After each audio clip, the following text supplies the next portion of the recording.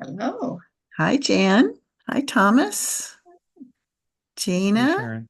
Hi, Yeah. Taylor. Kara. We have many people with us tonight. That's wonderful. Yes. Before we get started, I have a question for Thomas. Um, I saw that you registered for this call tonight just a little while ago, and you had previously registered, and so have this has happened to several people here lately. But I know you a little bit, so I noticed, your name, and I wanted to ask you, have you not been receiving notices about these calls the last few months? Um, I'm pretty sure that I'm getting all the notices in email. I was just looking for most the easiest way to jump in the call, and so I just Okay, found the latest email. Yeah. okay, that's fine. I want to make it easy for everybody, and I've noticed that the last couple of days there have been a lot of people that have registered again after registering before, and it caused me to wonder if everybody's getting the reminders. Because you should, once you sign up once, you should all be receiving a reminder 24 hours before and an hour before, and those should contain the link. So if anyone that's here now doesn't get that next month, or even didn't get it this month, I'd really like to know, and I'll see if I can troubleshoot that to make it. I, okay, Kara says she did not receive the reminder. Okay. This would be something that comes from the first one will come from Zoom when you register for the call. And then after that, the reminders will come from Google Calendar, probably. So I suppose it's possible. Kara and Thomas, do you have Google Calendar or do you use a different calendar? I do have Google Calendar, and I guess I really didn't check to see if the link was in there, so I apologize. Okay. Okay, no problem. I hope it is. Maybe Yeah, what do you think, I Thomas? don't, I don't use my Google Calendar, but I have access to it. I use my iCalendar. Okay, gotcha. Okay, I'll do a little more troubleshooting after the call. Um, so great to see everybody here. And for those of you who haven't been on this call before, this is very informal. So it's fine if you eat, it's fine if you have your camera on or off. That's all up to you. And what we do is we just uh, hear and witness your questions about building your business, your challenges, and also your celebrations, because those are equally as important to share with our peers and celebrate. So there's no particular order, and anyone can start. And one more thing is you also can just listen. If you don't feel you have something you want to share, that's fine. Um, that's also fine. So, who would like to start?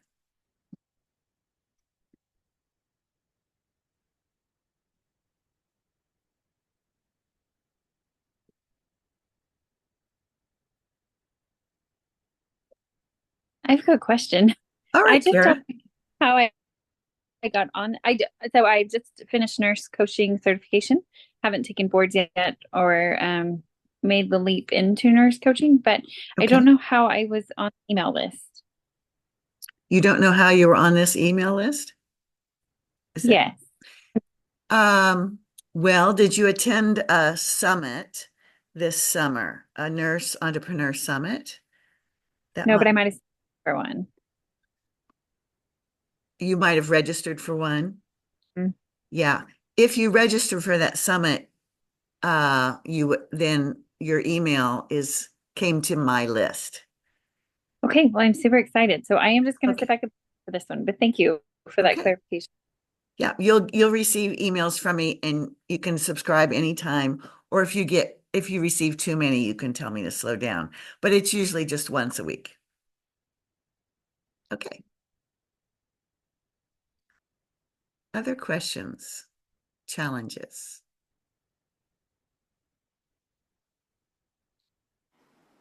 I was wondering if you provide any support or resources.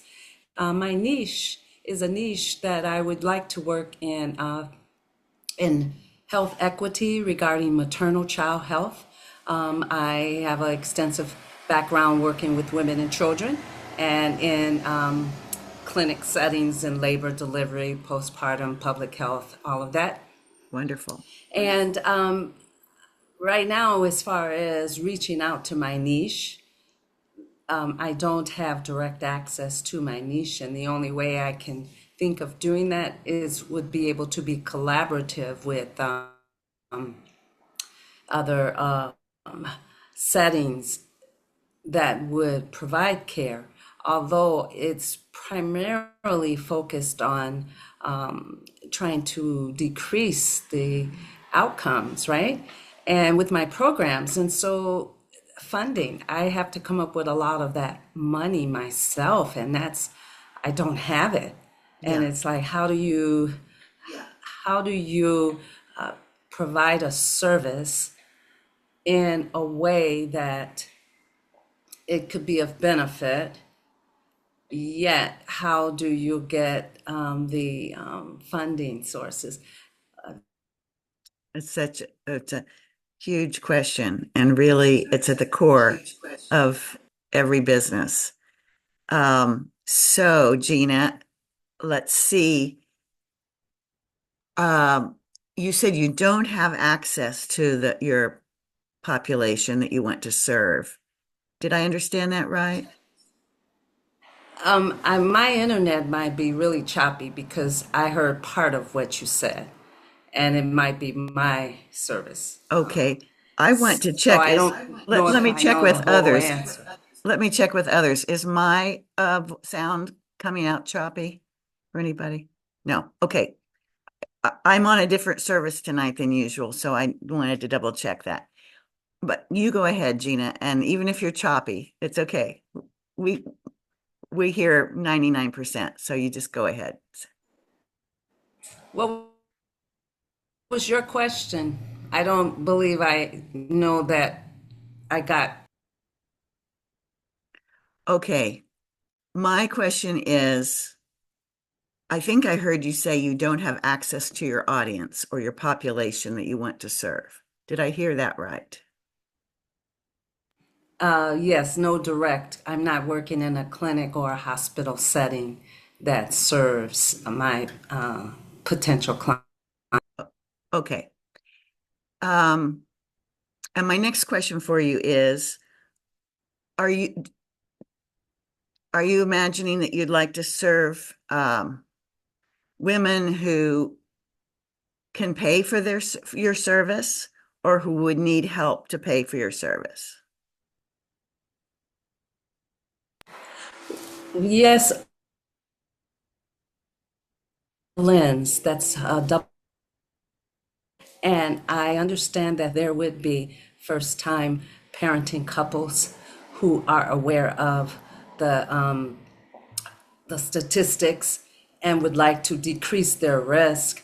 And they'd also like to increase their performance professionally. They may be in high power positions, and with a new pregnancy, a new marriage, or whatever, they would want to manage that. Mm-hmm. So I would imagine that group or that niche would be able to pay for a concierge nurse Okay. in that situation. But the other patients who lack access or who needs more mobilization within themselves to have a better outcome may not have the ability to pay. Okay, great. Well, I'm going to spend a little time on this because I think this might apply to a lot of nurses on the call, because every one of us has a heart for serving everyone, and we don't want people to be left out. And so the question, and we're all very painfully aware that there are people, too many, who don't have the means to just easily pay for things that aren't covered by insurance in healthcare. And so this is an ethical dilemma for all of us. And our answer is personal always. But I can give a very general answer here in this situation that we need to find an audience to start our business, we need to find an audience that can pay for our services so that we can sustain ourselves. Starting a business is laborious. It takes a lot of time, resources, energy resources, money resources. There's learning curve. So that's expensive to start out with. And so most of us, unless we have a big donor or a big savings account or something like that, we don't have enough to serve everybody we want to serve at the beginning. But it doesn't mean we won't get there. But the most prudent thing is to position our services for the people that can pay for them to start with. Now, that's for a for-profit model. The other model that you can go with is a non-profit model. And it's a completely different startup path. And I won't go into that very much here, but it is something that I do teach about. Just the basics is your first audience is actually your board of directors. You have to, if you want to do a nonprofit, you need to go out and recruit people that will volunteer their time and energy to get behind your cause and support it with their experience and expertise. And hopefully you'll have, like in your situation, you would have physician, nurse practitioner, a social worker, accountant, lawyer, all these different professionals that could support the launch of your nonprofit, serving on your board as volunteers. And together the team figures out the next steps about funding and promotion and visibility and all those programs, all those kind of things.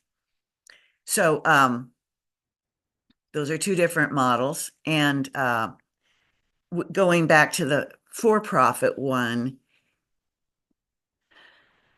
I always recommend doing what I call niche testing, which is to find people in your niche, find some of those people that you were saying you'd like to serve that have the means to pay you, and just sit down and talk with them, have coffee or that kind of thing, or have Zoom calls and find out what's on their mind.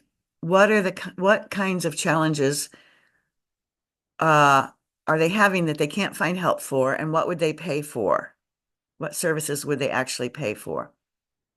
I'm a community health nurse in training, and you can hardly find that in schools these days. But back when we used to have community health training, they taught us to assess groups of people, just like you would.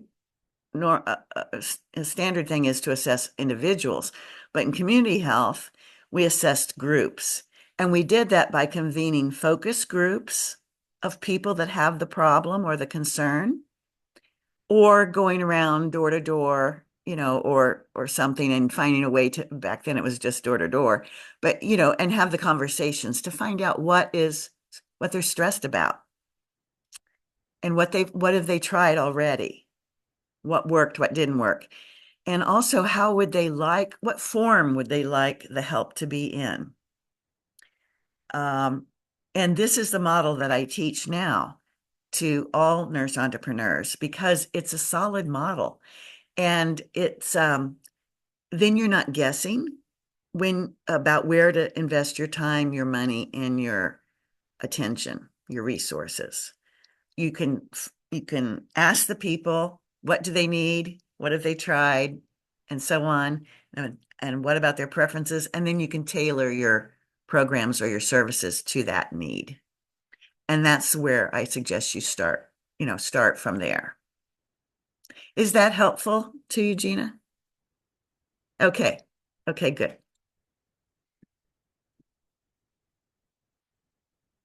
Who wants to be next?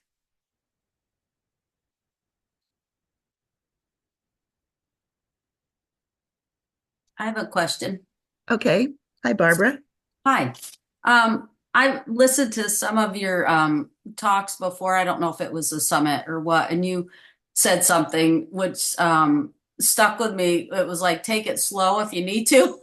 Yeah. But how slow is too slow? When you're trying to develop a business, am I just avoiding it, or am I, going too slow? And that's one part of the question. And the other question is, I went through an Inca certification, and they didn't really like the initial paperwork. They didn't have like a health history form, or didn't tell you like, should you be putting out a health history form to be a nurse coach? We had a special form for health and wellness questions, but some of the paperwork stuff prior to working with someone. I'm wondering what you suggest. Okay, sure. I might have to be reminded on one of the parts if I Okay. forget one of them. As far as, I'll start with the paperwork, I guess. Okay. I do recommend, of course, having a clear client agreement, and it spells out what you expect from the client and what you also are promising to give. And it would include the payment and the terms, like the price and the terms. I always include in my own agreements and in the templates that I give the students in the business incubator, I give them a template, and it includes things like a disclaimer that this is not counseling, this Right. is mental health. It's not legal or financial advice, those kind of things. And also the customer service number and all the things that you would want in an agreement. So I think that is important in a coaching relationship. Did I answer that? Or was there something else that Well, how about a health history form? Oh, yeah. I think that's going to really vary from nurse coach to nurse coach, depending on the kind of coaching you're doing. The more medical type it is, the more physiological, or even, I suppose, psychological, then you might want more of a intake. I think it just there wouldn't be a standard for everyone. Huh. Because I thought I was like, oh, I missed something within the class, because I'm working with a nurse practitioner that has a health history form on her part, Mhm. and then if I worked with a patient, I would kind of want that too. And there wasn't a form that we necessarily went over, but that's Yeah. interesting that you wouldn't do that with everybody. You wouldn't need to do it with everybody. When I did coaching in an integrative medical clinic, I used the wellness wheel as Yeah. and I gave it to them ahead of time and had them complete that, so that helped me, and also for them to look at their whole self and what areas they're already taking care of and what areas they're not. And then I asked them to prioritize their concerns, like what they would like to work on first, second, and third priority. And also I ask about their readiness to change. Yeah. So that was my approach. But we're, as nurse coaches, you're allowed to do whatever you want to with your intake. Okay. I guess I'm looking for a little consistency while trying to set up, a business. So Yeah. it's like to put it all, put everything in a row. So, so how, my first question, part of the question was like, how slow should Well, you that's right. go, really? Yeah. So you said a lot. I'm sorry I didn't remember it, but I do now. It's an excellent question, because we can harm ourselves by rushing and stressing ourselves and feeling pressure that we have to achieve certain things at certain arbitrary deadlines. However, we can also harm ourselves by not having any push at all and just saying, oh, yeah, I'll get around to that next week. Oh, I didn't do it. Well, I have another week, that kind of thing. Because we can really lose momentum and we can start to feel bad about ourselves that we're not making progress. And so, what you said about, well, maybe sometimes I'm going slow because I'm procrastinating, that's a real thing. That's a real common thing that happens with us. And sometimes we'll also go slow because we want it to be more perfect than the way we have it. And we just think, oh, if we just do a little more here and a little more there, maybe change the color, maybe change the wording again, those things can go on and prevent us from having success, or because we aren't even getting out there in front of people. Yeah. So without knowing more about you and your situation, I couldn't make any more specific comments, but I can definitely say those in general because they relate to me and I think every entrepreneur I've ever talked to, that there's like a lane where we are moving forward, but then there's plenty of area off the side of that lane where we're either going too slow and procrastinating for lots of reasons, or we're beating ourselves up thinking we have to go faster and faster and too fast for our own well-being. So it's a matter of staying in that lane is a matter of feeling our way. How does it feel on the inside? Can we be honest with ourselves when we're maybe delaying and don't need to? Another thing I want to say about that is that nurses in particular, everything about our training and experience is that we can't make mistakes. The stakes are really high if we make a mistake. And I have talked to hundreds of entrepreneurs who are not nurses, and they hold back, a lot of them, because they don't want to make a mistake. But it's a drop in the bucket to how much nurses will hold back because we don't want to make a mistake.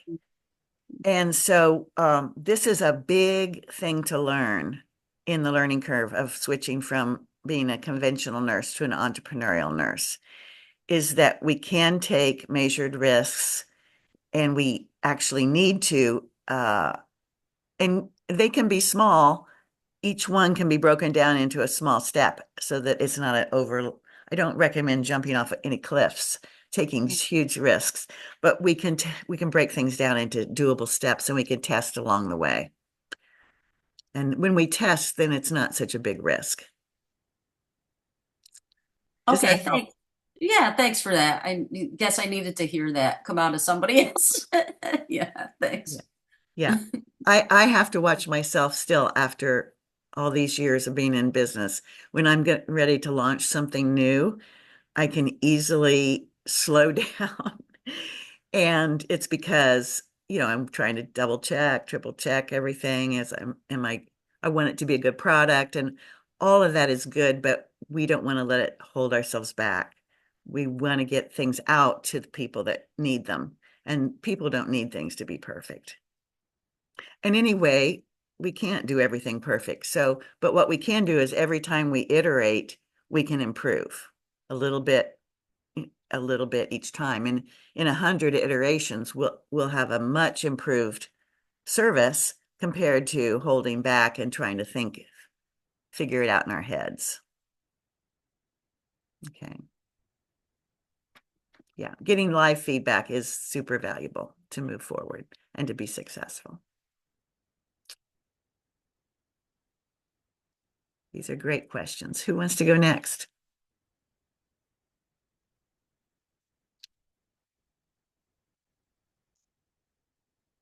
So I did put a suggestion in the chat to feel free to introduce yourself to each other. And also, if you want to exchange contact information with each other, that's fine too. It's a rare opportunity when you get to have other nurse entrepreneurs all together. And it's nice to have buddies. Okay, Casey, I see you have your hand up. Yes, I had a question.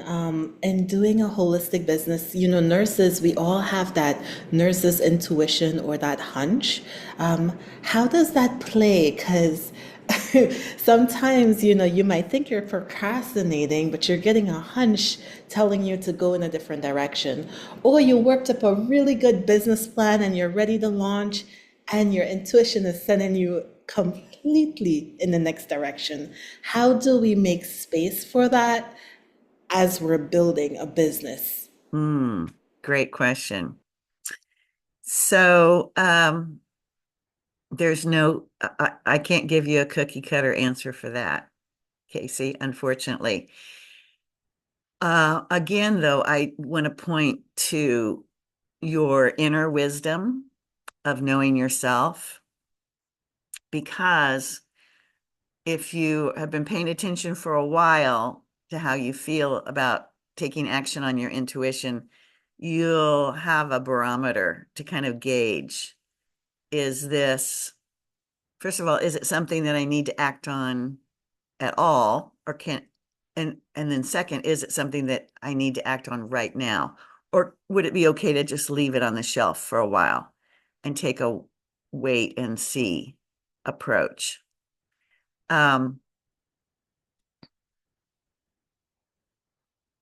One thing I found in my working with my intuition is that I get great downloads sometimes that just seem so crystal clear, and I get so excited about a new big idea, and it could be a complete pivot.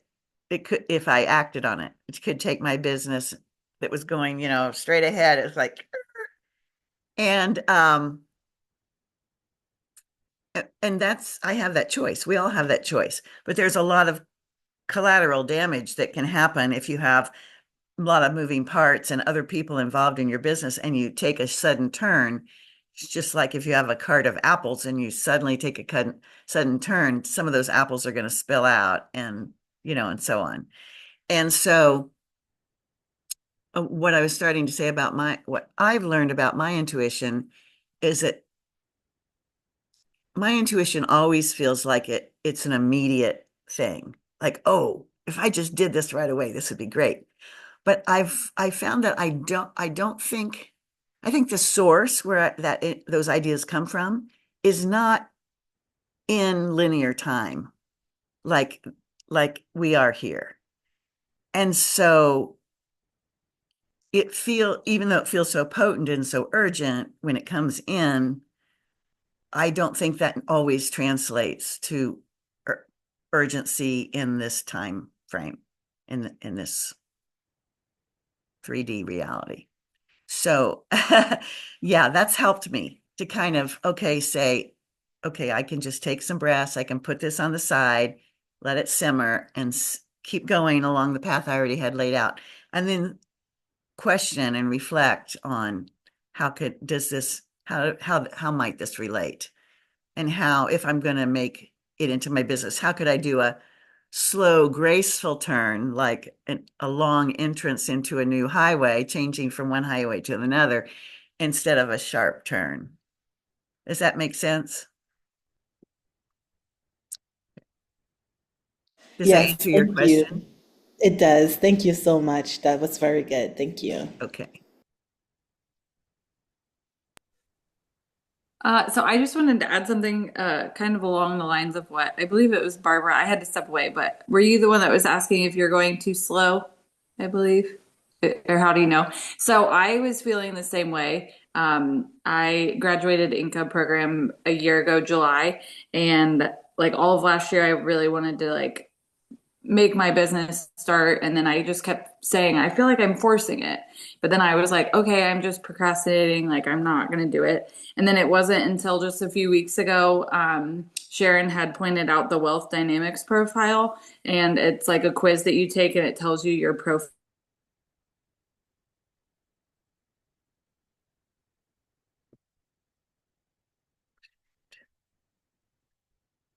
Very slow and methodical, and that's how I work. And so I was super hard on myself. I'm going super slow until I found that. And then I was like, wow, like everything I answered led to that. So I don't know if you've ever done that, but I highly recommend it because it was just so informative. And then it just kind of tells you and where you can focus a lot of your energy and where you can flow.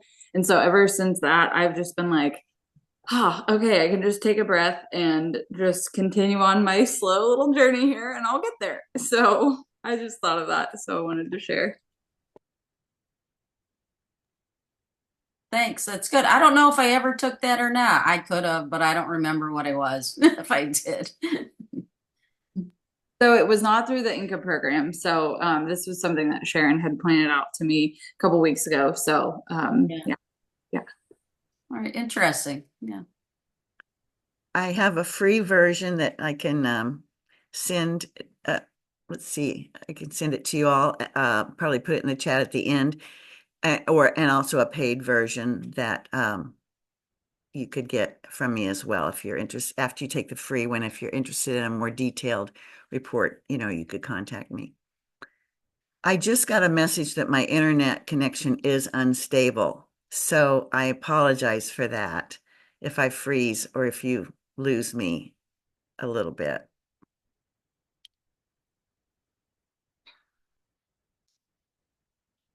Okay, so who else has brought a question or challenge or celebration to the call?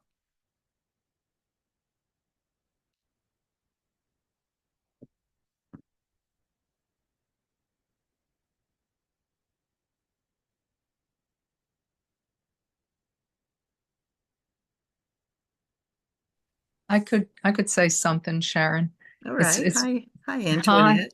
how are you? I'm good. It's good to see you. It's been a long time. It's been a year. It's been a Yeah. year. Gosh. Yeah, it's been a hell of a year.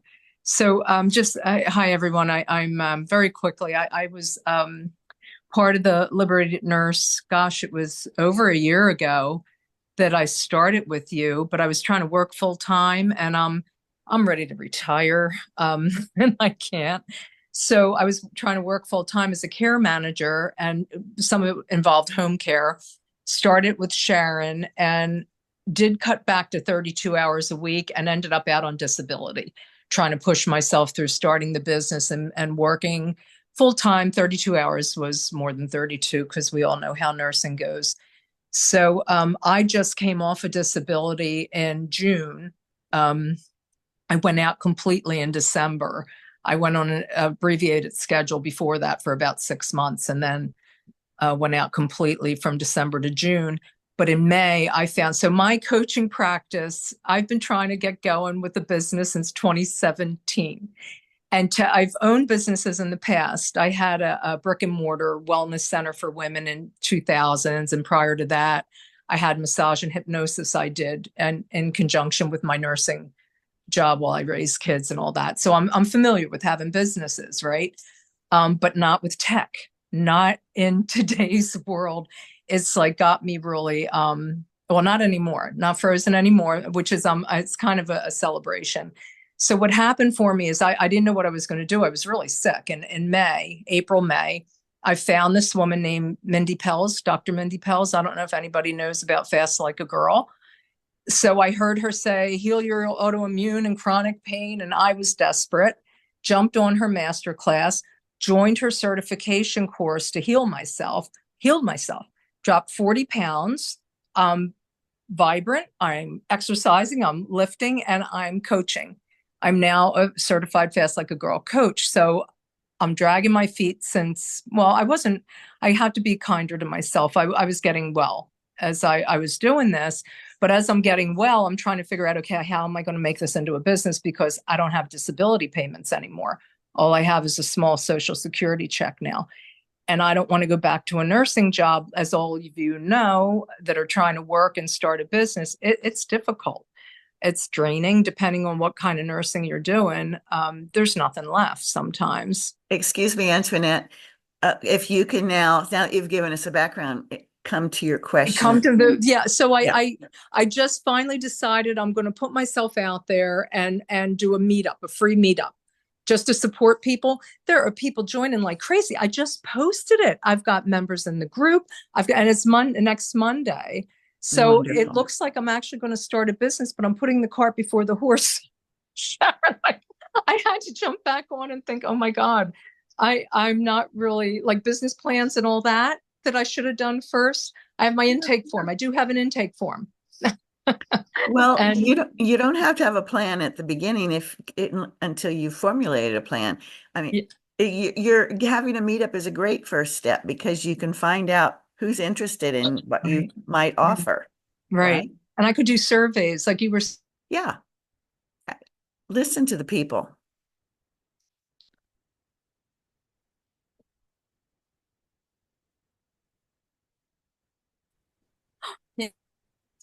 I'm sorry about my internet. It's okay.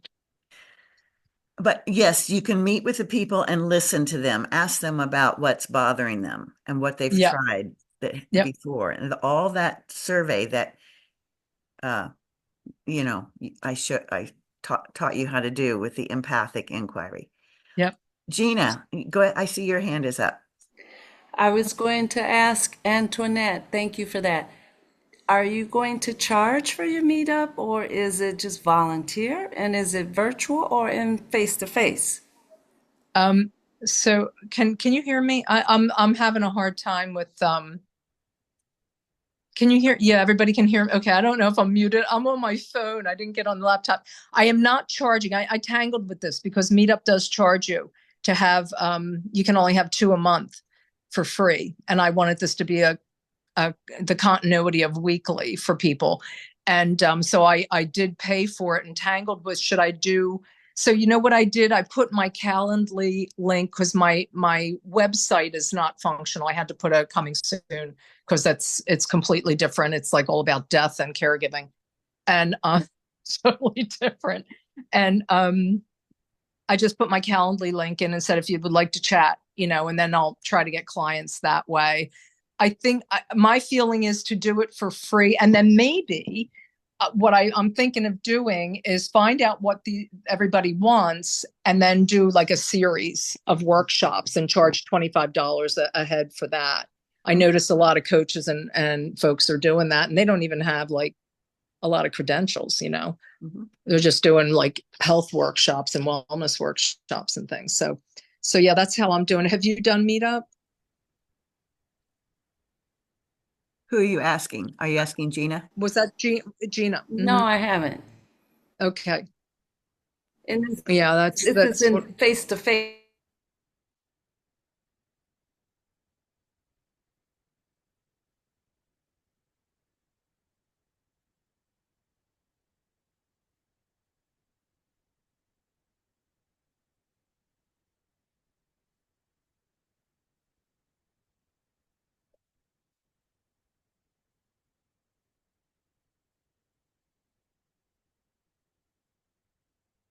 more people.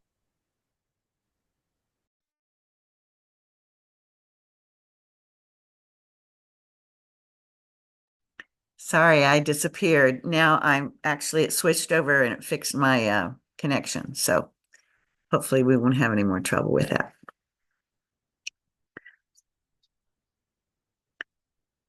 Okay, so thank you, Antoinette. I think it's a good idea to have the way you're approaching it. And without knowing more about it, I think it's a totally good enough way. Just remember you're listening and you're inquiring. You're doing your market research on the first group or two.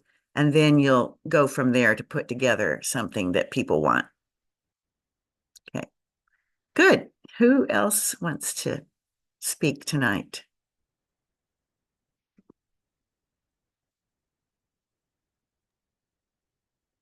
Yeah, Marcia, go ahead. Hello, everyone. There's lots of new faces and a couple that I recognize.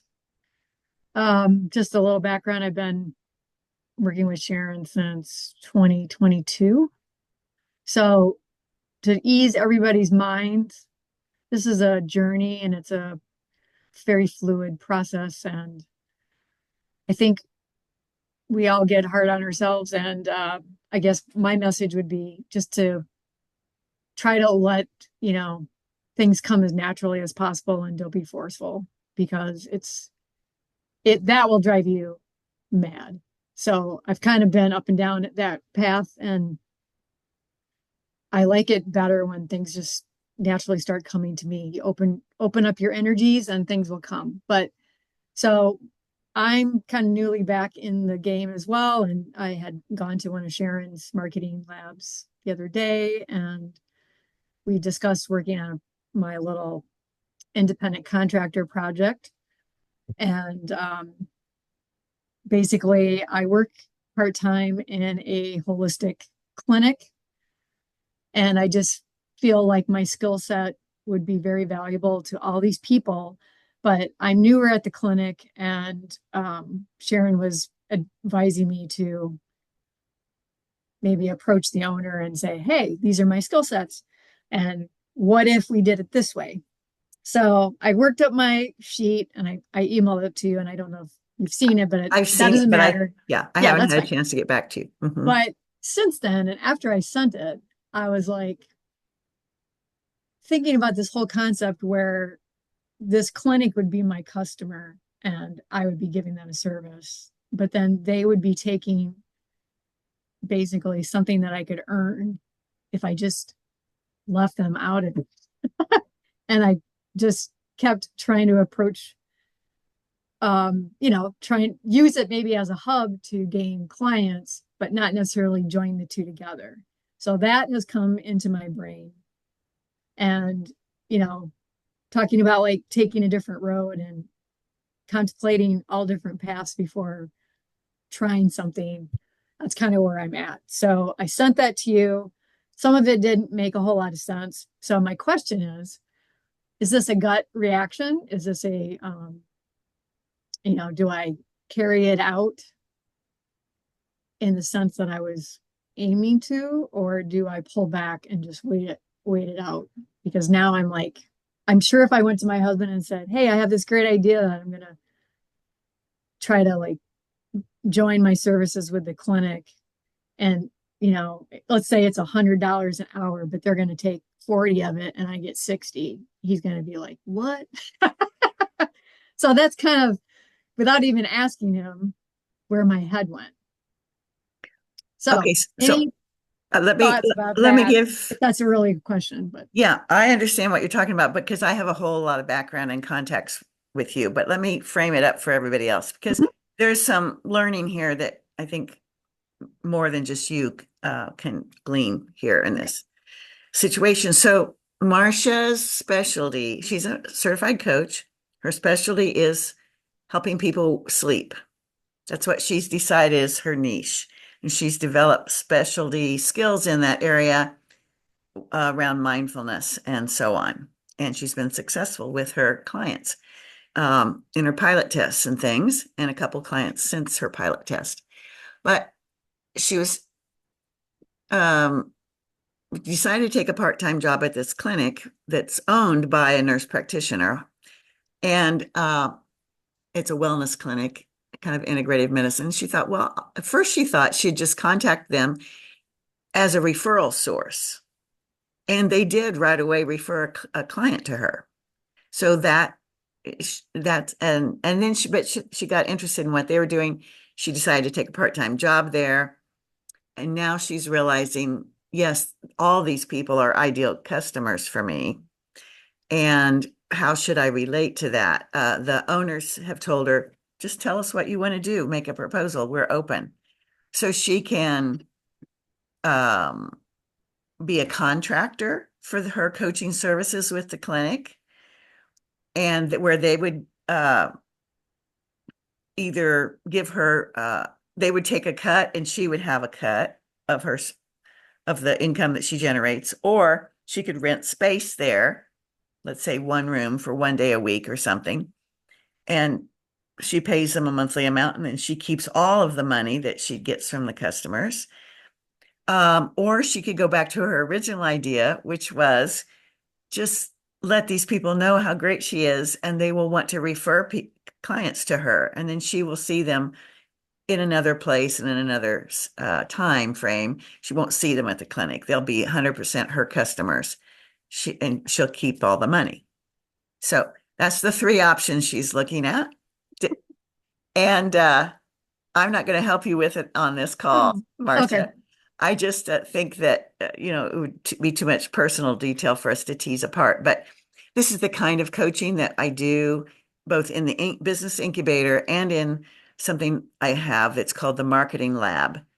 And so once you have an idea that you've tested and you know that this is a good niche for you and you can sell it profitably, then you go from the incubator to the marketing lab, and we come 100% focus on marketing and help you identify what path you want to take to your marketing based on who you are and how you want to work and that kind of thing. So, but I wanted you to know about that she's looking at those 3 possibilities because that might apply to others of you thinking about, do I want to be a contractor? Do I want to rent space? Or do I want to, do a split, income split type of thing? So, there's that. All 3 are good paths depending on how you want to organize your life and they each have trade-offs. Marcia, is that okay with you that we leave it there? Oh yeah, yeah. And I think I just wanted to, because like I think Casey, what she said earlier, and just Oh yeah, maybe about people are pivoting. thinking it. It's like you get an idea, and then all of a sudden it's you have your own resistance, and you got to wonder if it's like a gut intuition, should you pay attention to that, or you just go for it and then see what happens. So just to let you know, it's a journey. And this, 2 years out of even being 2 years, I've had my certification. So it's, I don't think it's ever going to go away because you're going to keep just redeveloping yourselves after you figure out, a path. There's always going to be other paths. And it brings up all those fears and anxieties. And am I going too slow or too fast? And so it's all normal, I guess, is my point. Yeah, it is. But the cool thing about it is there's so many choices out there, and I think coaching is the real deal, and we just have to, figure it out for ourselves and try it and know what your why is really. I would like to share that I was contacted today by a nurse coach who has put together a fabulous opportunity for other nurse coaches.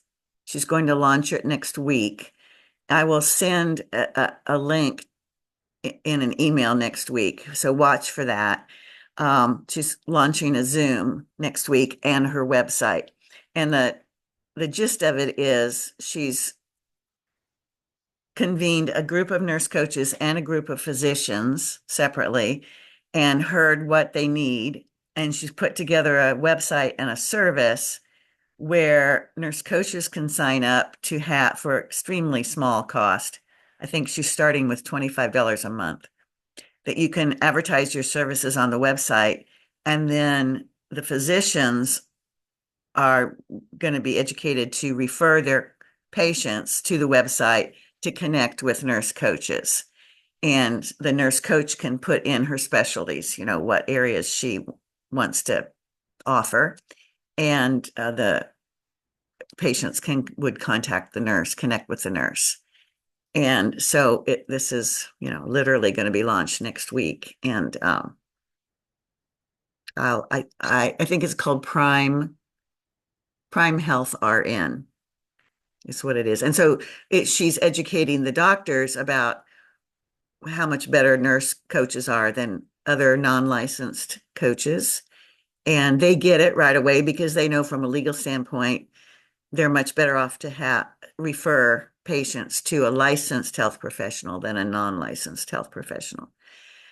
So they've helped her word things in the way that makes sense to the physicians for that part of the education, and then worked with the nurse coaches to word things that make sense for them and for the public.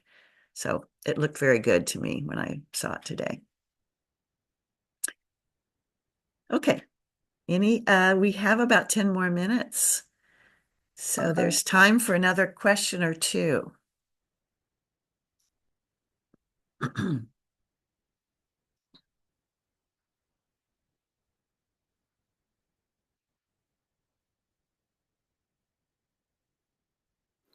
I have a question.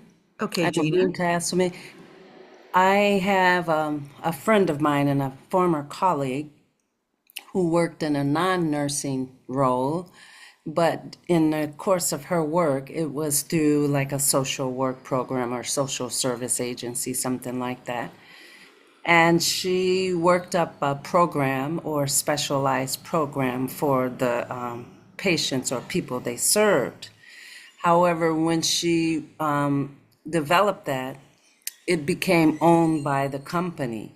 So how do you, or if you are actively working at bedside clinically and you do have a program or a plan to test or whatever, how do you navigate that? Because she was kind of surprised. She didn't know it. And then she didn't own that anymore. Mm-hmm. Yeah, that has been the case for a lot of nurses and physicians and other healthcare workers, social workers, everybody.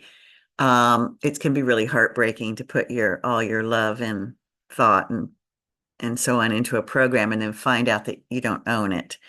So anytime, in general, anytime we work as an employee, everything we produce during that paid time belongs to the employer.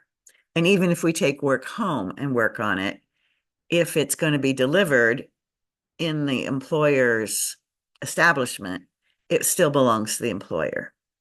The only way around that is to upfront have a written agreement that says it belongs to you. And sometimes the employer will do that, sometimes they won't. Or I've known a few cases where the person who invented the service or the program just got lucky. They were paid all those hours to develop it, and at the end, the employer said, well, we've changed direction. We're not going to go that way. We're not going to use that program. You can just take it. It's yours. And so all that development time and energy was paid for by the employer, but they didn't keep rights to it. So you can't count on that happening. That was just a lucky thing for the people I know that I've known several that has happened to, and particularly in the VA healthcare system, because yeah, the higher ups just decided to go a different direction, and that all that work was not going to be used. So the way to prevent it, though, is to get it in writing at the beginning. Who does this belong to? Once it's in motion, you can try to negotiate it, but you don't have as much leverage at that point.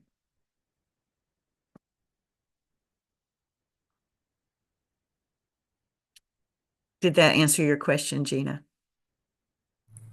Thank you very much. Yes. Okay.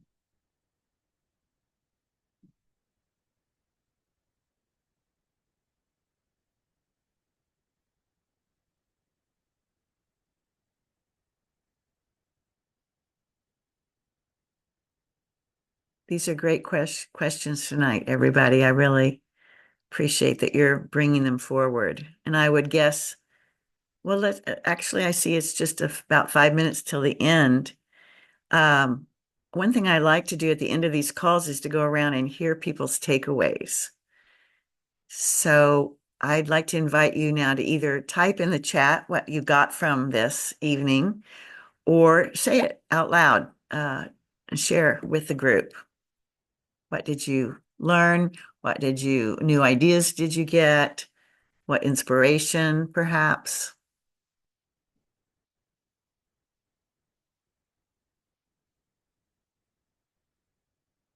Barbara. I thought it was great. You gave me a lot of information. I liked the Antoinette's meetup thing. That's a great idea. I didn't know like you could do that. Just name it something and do it. So that's a great idea. And I like the ideas that Marcia had too. Or you talked about like the 3 ways. How should you present yourself to a provider's office or some other type of wellness industry? Because I think about that too, which would be the best way. And I wish you would answer which would be the best way, but I know you can't. Like you said, it's not the best for everybody, you know? So, It's individual. Your yeah, best way would be different than Marcia's, perhaps. So yeah. But a lot of great questions and conversations. So thank you. good.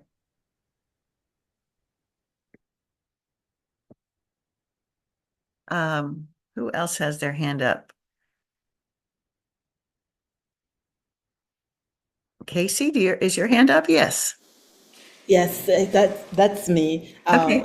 I really like, I'm not I'm not a words person. I just have to talk it out. But Okay. I really like what you said, because I think sometimes when we are called to step away from the bedside or traditional nursing, we get a lot of downloads. But I like your point that it may not always be linear. So learn how to take it graceful turns instead of sharp turns.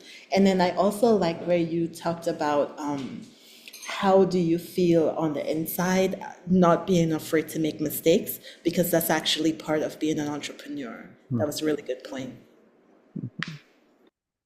Thank you.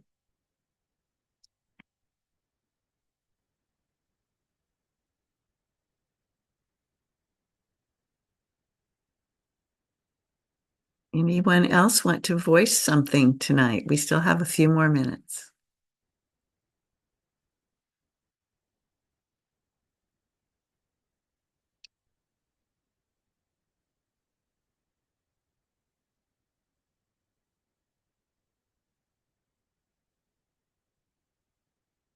I know I could put the free quiz link in the chat. Who was it that was interested?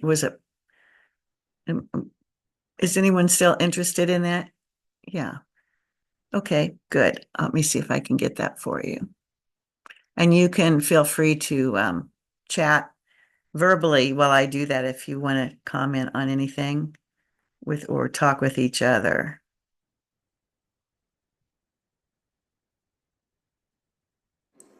How do I keep in touch with everyone here? This is such a nice group. Yeah, you can share your email or your contact information in the chat and invite people to connect with you.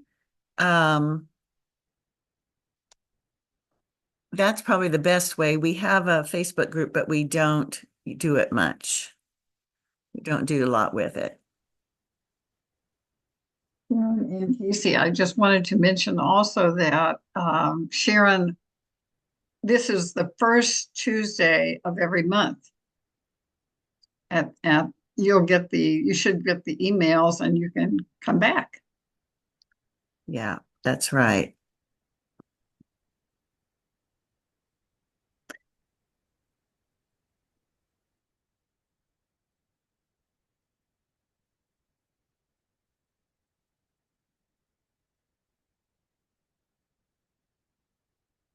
I'm having trouble finding that link at the moment. So how about this? If you want the quiz, put your email in the chat and just say quiz. And then after we're done, I'll send it out to all of you that ask for it.